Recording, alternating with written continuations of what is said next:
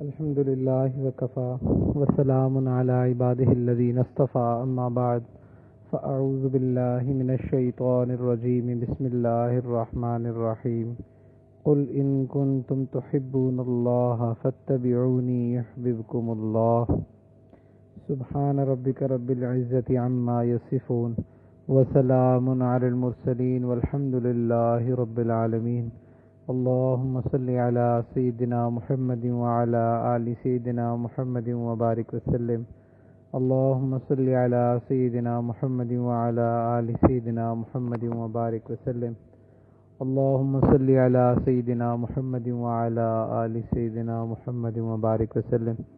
اللہ سبحانہ و تعالیٰ نے انسان کو دنیا میں بھیج کر چھوڑ نہیں دیا، بلکہ اپنے انبیاء علیہ السلام کے ذریعے انسانوں کو گائیڈنس مسلسل بھیجتے رہے۔ حضرت آدم علیہ السلام سے آخری نبی حضور صلی اللہ علیہ وآلہ وسلم تک تقریباً 1,24,000 انبیاء علیہ السلام تشریف لائے، اور وہ انسانوں کی رہنمائی کے لیے تشریف لائے۔ آخر میں جناب رسول اللہ صلی اللہ علیہ وآلہ وسلم تشریف لائے، جو کہ ہمارے نبی ہیں۔ حضور صلی اللہ علیہ وآلہ وسلم کی لائف کو آپ اللہ سبحانہ وتعالیٰ نے ایسے ڈیزائن کیا کہ جیسے اللہ سبحانہ وتعالیٰ ہم سب کے بارے میں چاہتے ہیں کہ آپ لائف کو ایسے سپینڈ کرو۔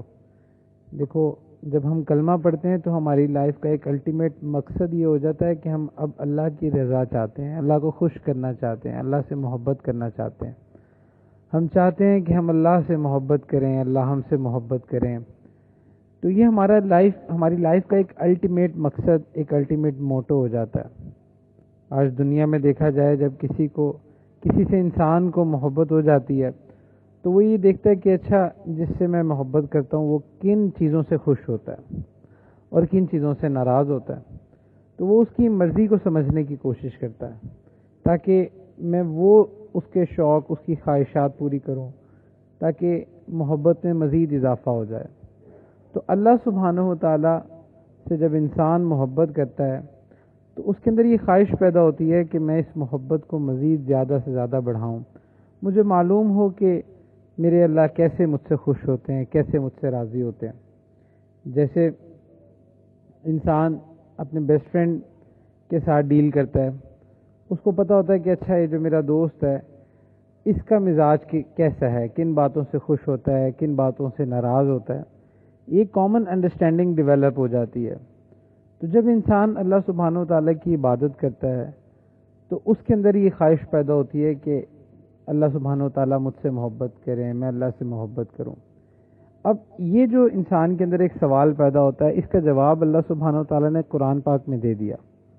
قرآن پاک میں اللہ سبحانہ و تعالیٰ نے فرمایا، قل ان کنتم تحبون اللہ، کہ نبی صلی اللہ علیہ وآلہ وسلم آپ ان سے کہہ دیجئے، تحبون اللہ، کہ اگر یہ اللہ سے محبت کرتے ہیں، فاتبعونی، تو یہ میرا اتباع کریں، میرا اتباع کریں۔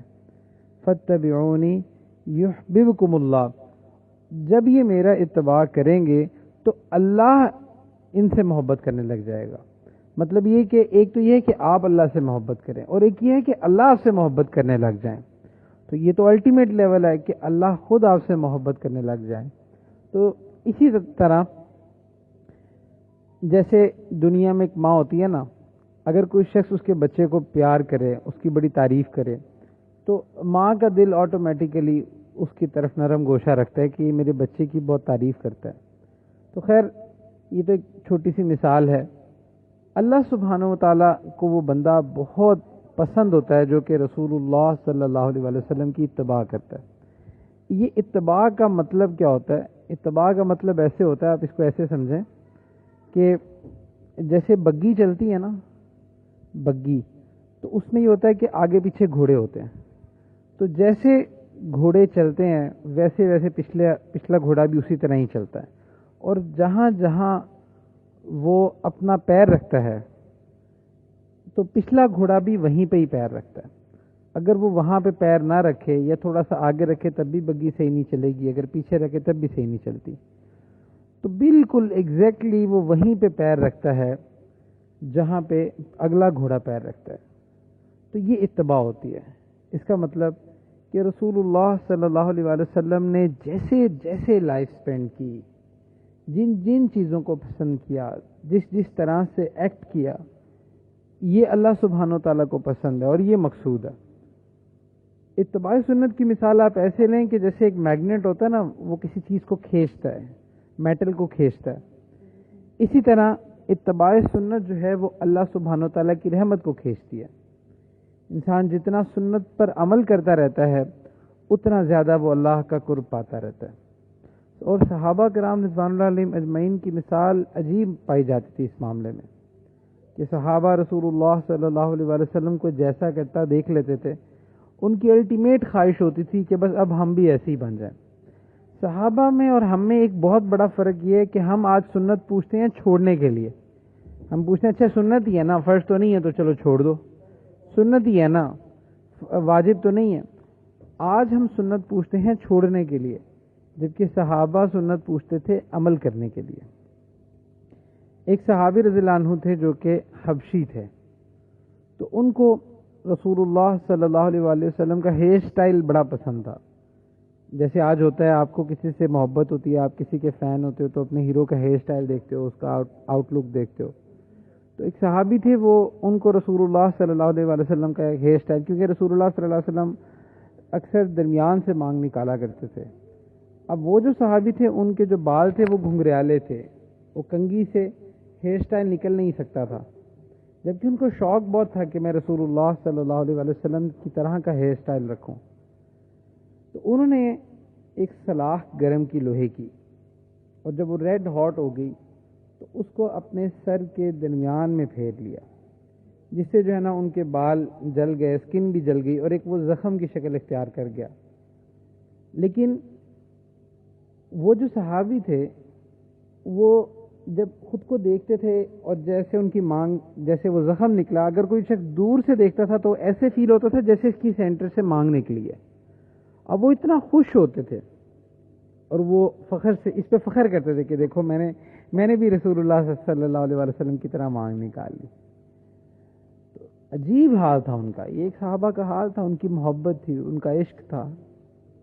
پھر اسی طرح سے ایک دفعہ ایک صحابی رضی اللہ عنہ تھے، وہ سفر پر جا رہے تھے، تو جاتے جاتے وہ ایک جگہ سے گزرے اور سواری پر بیٹھے بیٹھے ہی تھوڑا سا نیچے کو جھکے اور پھر اٹھ کے آگے، پھر مطلب سیدھے ہو گئے۔ انہوں نے ایسے کیا کہ جیسے ان کے سر پہ کوئی چیز آئی ہے۔ تو جو پیچھے جو صحابہ آ رہے تھے انہوں نے پوچھا کہ آپ نے ایسا کیوں کیا؟ وہ صحابی فرمانے لگے، ایک دفعہ میں جناب رسول اللہ صلی اللہ علیہ وآلہ وسلم کے ساتھ یہاں سے گزر رہا تھا، تو یہاں ایک درخت کی ایک ٹہنی تھی، تو ادھر سے گزرتے ہوئے میرے نبی صلی اللہ علیہ وآلہ وسلم نے اپنے سر کو ایسے جھکایا تھا، تو جب میں یہاں سے گزر رہا تھا تو میرے دل میں خواہش پیدا ہوئی کہ جیسے میرے محبوب نے کیا تھا نا، آج ٹہنی تو نہیں ہے لیکن کیا ہوا، جیسے میرے محبوب نے کیا تھا نا میں بھی ویسے ہی کروں۔ اب دیکھیں اس کا تعلق محبت سے ہے، عشق سے ہے۔ اب اس پہ آپ کوئی فتویٰ تو نہیں دے سکتے، لیکن یہ ان کی محبت تھی اور اتباع سنت تھی۔ اسی طرح ایک دفعہ ایک صحابی رضی اللہ عنہ ایک جگہ سفر فرما رہے تھے، تو رستے میں وہ سواری سے اترے اور تھوڑا سا آگے جا کے ایسے بیٹھ کے جیسے ان کو قضائے حاجت ہو، اور پھر اس کے بعد وہاں سے اٹھے اور واپس آ گئے۔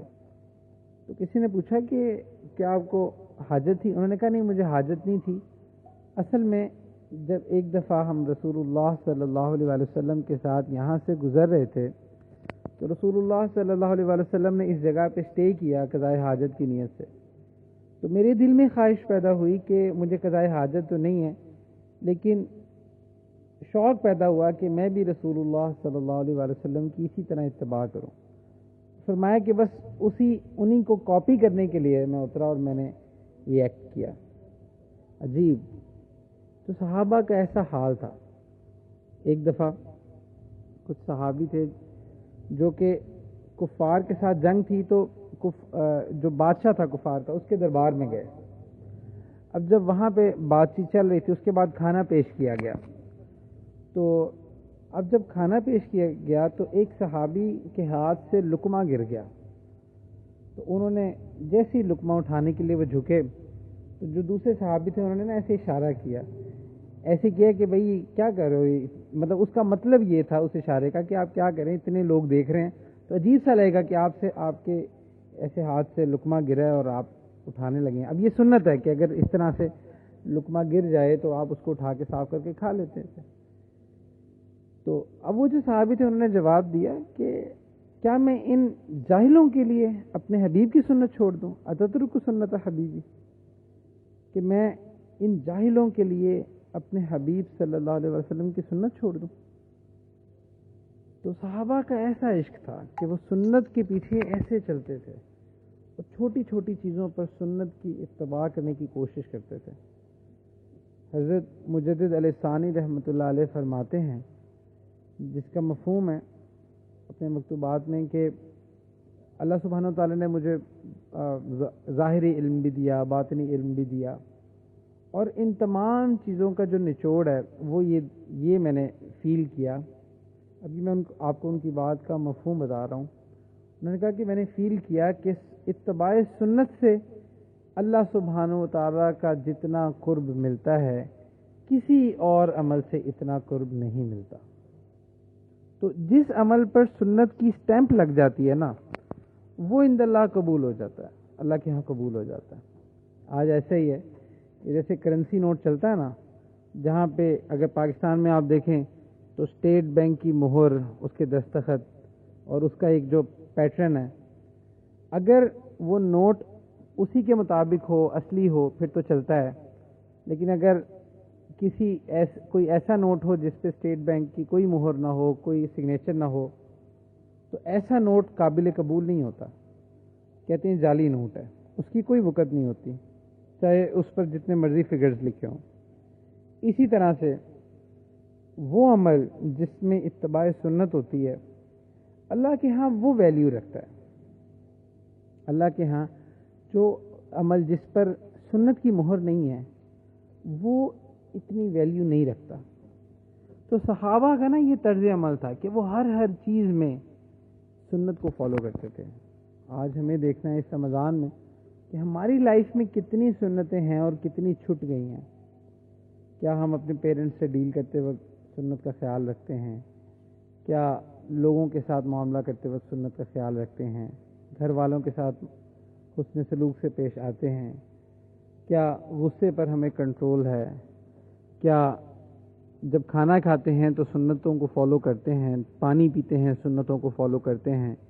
تو اپنی لائف کے ہر اسپیکٹ میں دیکھ لیجئے، آپ ڈیلی لائف سے سٹارٹ ہو جائیں، کپڑے چینج کرتے وقت کتنی سنتیں آتی ہیں، کیا ہم اس کو فالو کر لیتے ہیں؟ کتنی سنتیں ہم سے چھوٹ جاتی ہیں؟ اسی طرح کھانے پینے میں، سونے اٹھنے میں، بات کرتے وقت، بات سنتے وقت، ہر جگہ پہ ہم یہ دیکھیں کہ کیا ہمارے عمل پہ سنت کی مہر لگی ہے۔ اگر لگی ہے تو بہت اچھا، اللہ تعالیٰ مزید قرب عطا فرمائے، اور اگر نہیں لگی تو اس کے بارے میں فکر مند ہونے کی ضرورت ہے۔